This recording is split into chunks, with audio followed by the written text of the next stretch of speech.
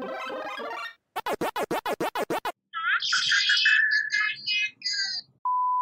不要订阅按赞这个频道，先去订阅按赞原作者。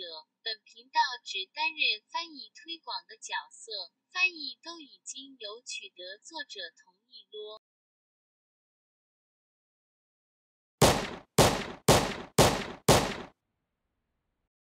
So for those of you who missed it, last week I uploaded a video on training volume and training frequency, where I laid out my current beliefs on how many sets you should do per week and how you should split those sets up. Generally, for the most part, most people are going to want to be somewhere in this range. Somewhere in between 10 sets per body part per week and 20 sets per body part per week. Now I got a healthy amount of backlash in the comment section of that video, mostly in the form of people just saying that my volume recommendations were too low. Now in the video, I drew up a rough sketch of the volume hypertrophy relationship using a graph, where I showed that you can get the majority of your gains potential with just 10 weekly sets per body part, and that going up to 20 sets would get you some more gains, but they would be diminishing. And then once you get somewhere in the 20 to 30 sets per week zone, you potentially start running into overtraining issues, which could actually dampen your gains. Now first, these numbers are pulling from a systematic review and meta-analysis published in 2017 by Dr. Brad Schoenfeld, Dan Ogborn, and James Krieger, which found that doing more than 10 sets per week showed significantly more gains, in fact, almost double the gains of doing less than 10 sets per week. Now, this data didn't exactly tell us where that upper limit is, but expert opinion, including that of the researchers themselves, told us that somewhere in the 10 to 20 sets per week zone was probably the sweet spot, and doing more than that would likely not do anything extra and could potentially cause overtraining and dampen hypertrophy. And also, these ideas coincide with MRV concepts developed by Dr. Mike Israetel. For the average intermediate, something like 10 sets per week per body part is the minimum effective volume for a lot of people. 20 sets is not a magic number because there are no magic numbers.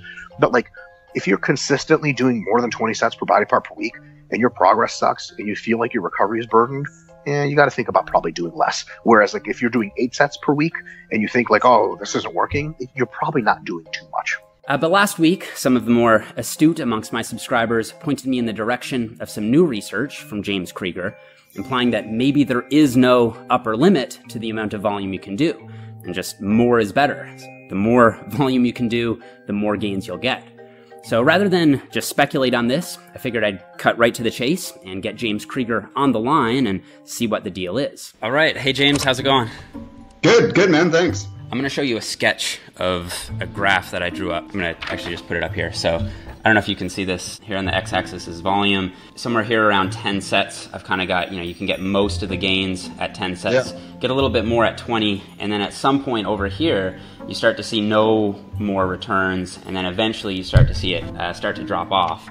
I'm curious your thoughts on that graph in light of the new research, and if you think you can do it better, how you would. So yeah, it's interesting because I would have drawn the graph very similarly to you until recently. There's data that is going to be out, probably kind of below the whole idea of volume, where the upper limit of volume is out of the water. Based on some of the data I'm seeing, even if you go up to 20, 30 sets, you can get significantly more gains than with 10 sets. So after speaking with James, I started thinking that perhaps the graph might look something more like this, and where that upper limit is, maybe we just don't know yet.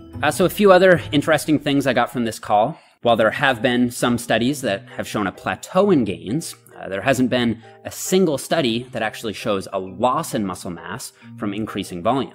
So any guesses on where that upper limit might be will be speculative and probably based on experience as much as the actual research. Also, all of these volume landmarks are very exercise specific. Some exercises will just be much more damaging and affect recovery much more than others.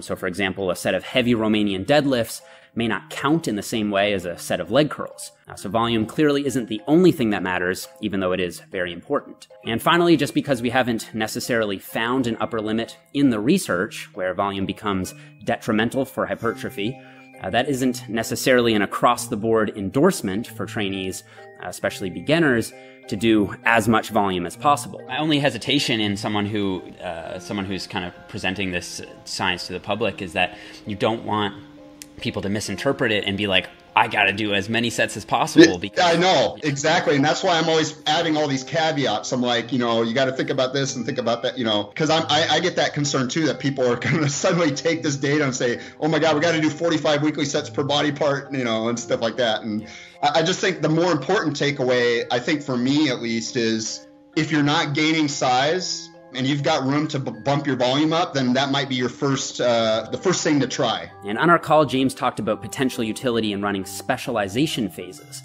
where you might jack the volume up to, say, 30 sets for one body part while putting the rest at maintenance volume. So say 10 to 20 sets, and then cycling through different body parts. And you'd want to prioritize your weak points or areas that you're trying to improve the most.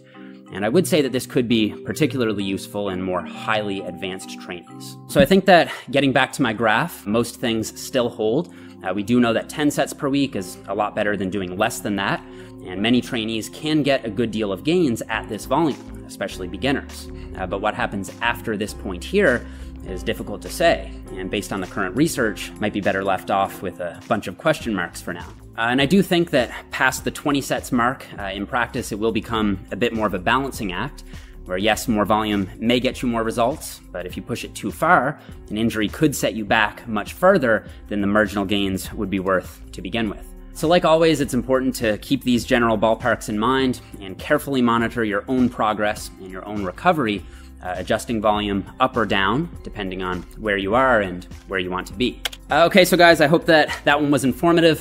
Please leave me a like if you enjoyed the video, and just let me know if you like these interview snippets kind of integrated into the video like this. And make sure you guys check out James's research review. I'll have that linked in the description box below.